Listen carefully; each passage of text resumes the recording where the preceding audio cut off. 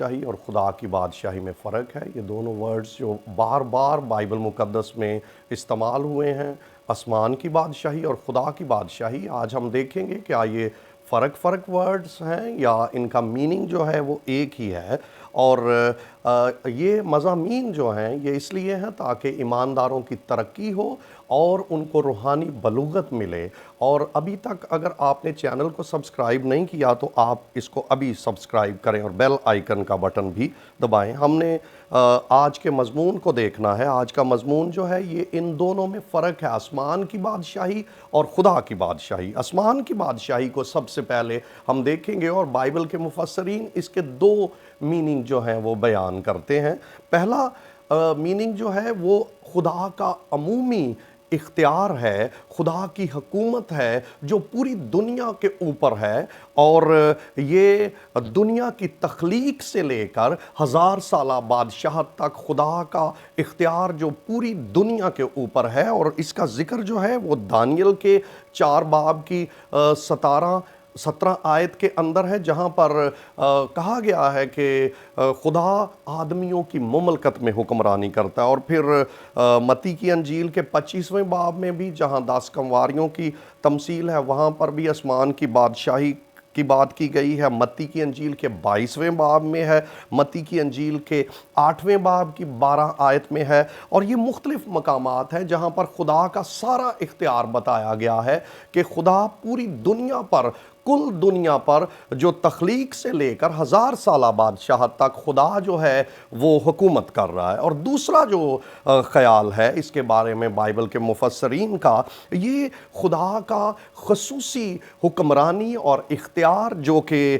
یروشلم سے خدا صادر کرے گا جب وہ آئے گا، اور یروشلم سے حکومت اور پوری دنیا کے اوپر جو اس میں بلیورز جو ہیں وہ شامل ہوں گے، اس کے اختیار کے اندر جو نجات یافتہ لوگ ہیں وہ اس میں شامل ہوں گے۔ اور اس کے ریفرنسز کے لیے جو میں نے لکھا ہوا ہے، یہ متی کی انجیل کے 6 باب کی 10 آیت، جہاں پر خداوند نے دعائے ربانی کے اندر یہ سکھایا، اور اس نے کہا کہ تم یہ دعا کرو کہ تیری بادشاہی آئے، یعنی وہ آنے والی ہے بادشاہت، ابھی موجود نہیں ہے، آنے والی بادشاہت کی بات کی گئی ہے۔ متی کے 13ویں باب کے اندر کڑوے دانوں کی جو تمثیل ہے وہاں پر بھی یہ ورڈ جو ہے یہ استعمال کیا گیا ہے، اور اس کا میننگ یہی بنتا ہے۔ اور متی کی انجیل کے 26ویں باب کی 29ویں آیت جو ہے وہاں پر یسوع نے کہا کہ میں یہ شیرہ تب تک نہیں جب تک آسمان کی بادشاہی میں نیا نہ پیوں۔ وہاں پر آنے والے وقت کی خداوند نے بات کی ہے، یعنی یہ تخلیق کے شروع سے لے کر خدا کی حکمرانی کو ظاہر نہیں کر رہا، بلکہ ایک وقت آئے گا جب اس کی حکمرانی آئے گی۔ اور اب ہم خدا کی بادشاہی کو دیکھتے ہیں۔ خدا کی بادشاہی کے لیے بھی بائبل کے مفسرین نے جو بائبل کے ریفرنسز کے مطابق 2 خیال جو ہیں وہ بیان کیے ہیں۔ جو پہلا خیال ہے وہ یہ ہے کہ یہ آسمان کی بادشاہی کا جو دوسرا میننگ ہے اس کو ہی یہ بیان کر رہا ہے، اور یہ ورڈ آسمان کی بادشاہی کو ریپلیس کیا گیا ہے اور خدا کی بادشاہی یوز کر لیا گیا ہے، جو کہ ملینیم کے اندر یعنی 1000 سالہ بادشاہت کے اندر یہ ہوگا۔ اور یہ اس کے لیے بائبل کے ریفرنسز جو ہیں یہ مرکز کی انجیل 14 باب کی 15 آیت ہے۔ یسوع نے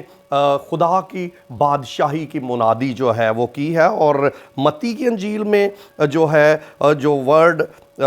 استعمال ہوا ہے وہاں آسمان کی بادشاہت لکھا ہوا، متی کی انجیل کے 3 باب کی پہلی آیت میں، اور یوحنا آسمان کی بادشاہی کی منادی کر رہا تھا، اور مرکز کے پہلے باب میں لکھا ہوا کہ وہ خدا کی بادشاہی کی منادی خداوند یسوع مسیح نے کی ہے۔ اور یہ بات ہے کہ یہ بتا رہی کہ یہ ایک دوسرے کے ساتھ ریپلیس ہوئے ہیں، اور یہ بھی خیال پایا جاتا ہے کہ خدا کی بادشاہی اور آسمان کی بادشاہی سیم ہی ہیں۔ اور دوسرا جو اور وہ زیادہ اتھینٹک خیال ہے، میں اس کی بات کروں گا،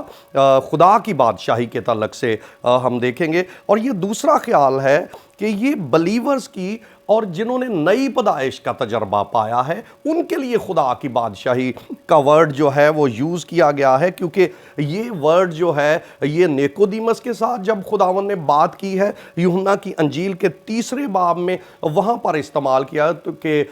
جب تک کوئی نئے سرے سے پیدا نہ ہو وہ خدا کی بادشاہی کو دیکھ نہیں سکتا۔ اور اس کا سارا تعلق جو ہے یہ خدا کی بادشاہی کا تعلق جو ہے وہ نئی پیدائش کے ساتھ ہے، اور نیکودیمس کے ساتھ پھر اعمال 8:12 میں استعمال ہوا ہے، پھر اعمال کے 19ویں باب کی 8ویں آیت میں استعمال ہوا ہے، اور کرنتھیوں کے